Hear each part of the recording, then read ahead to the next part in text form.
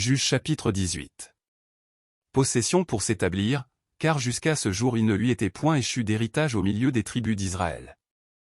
Les fils de Dan prirent sur eux tous, parmi leurs familles, 5 hommes vaillants, qu'ils envoyèrent de Tsoréa et d'Eshtaol, pour explorer le pays et pour l'examiner.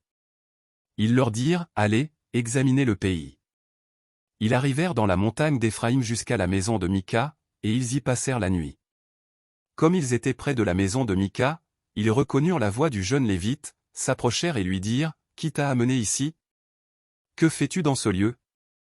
Et qu'as-tu ici? Il leur répondit, Mika fait pour moi telle et telle chose, il me donne un salaire, et je lui sers de prêtre.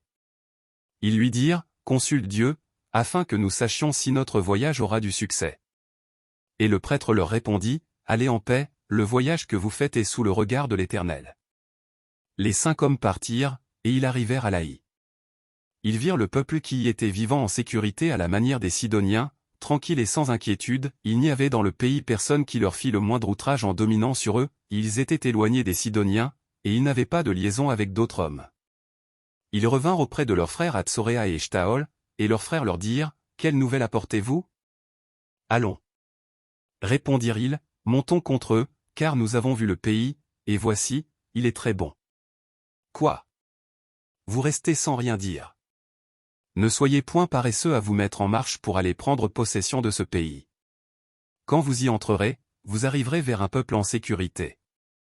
Le pays est vaste, et Dieu l'a livré entre vos mains, c'est un lieu où rien ne manque de tout ce qui est sur la terre.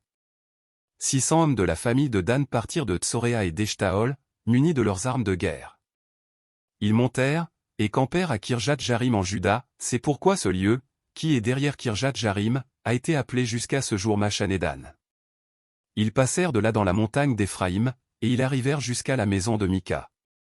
Alors les 5 hommes qui étaient allés pour explorer le pays de Laï prirent la parole et dirent à leurs frères, savez-vous qu'il y a dans ces maisons-là un éphod, des téraphim, une image taillée et une image en fonte?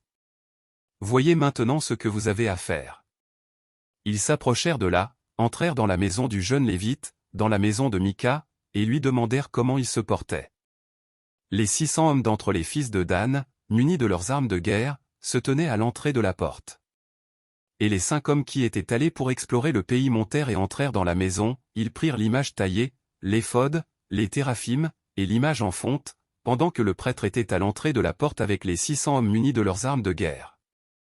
Lorsqu'ils furent entrés dans la maison de Mika, et qu'ils eurent pris l'image taillée, l'éphod, les téraphim, et l'image en fonte, le prêtre leur dit, que faites-vous? Ils lui répondirent, tais-toi, mets ta main sur ta bouche, et viens avec nous, tu nous serviras de père et de prêtre.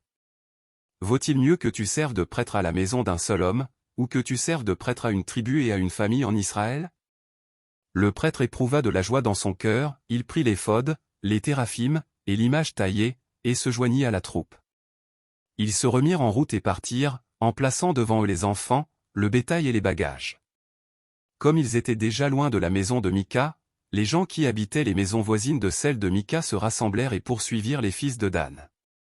Ils appelèrent les fils de Dan, qui se retournèrent et dirent à Mika, que as-tu, et que signifie ce rassemblement? Il répondit, mes dieux que j'avais faits, vous les avez enlevés avec le prêtre et vous êtes partis, que me reste-t-il? Comment donc pouvez-vous me dire, que as-tu?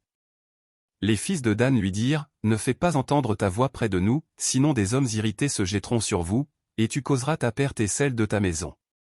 Et les fils de Dan continuèrent leur route. Mika, voyant qu'ils étaient plus forts que lui, s'en retourna et revint dans sa maison.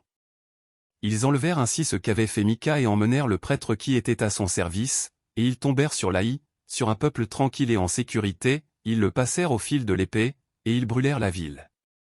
Personne ne la délivra, car elle était éloignée de Sidon, et ses habitants n'avaient pas de liaison avec d'autres hommes, elle était dans la vallée qui s'étend vers Beth-Rehob. Les fils de Dan rebâtirent la ville, et y habitèrent. Ils l'appelèrent Dan, d'après le nom de Dan, leur père, qui était né à Israël, mais la ville s'appelait auparavant Laï.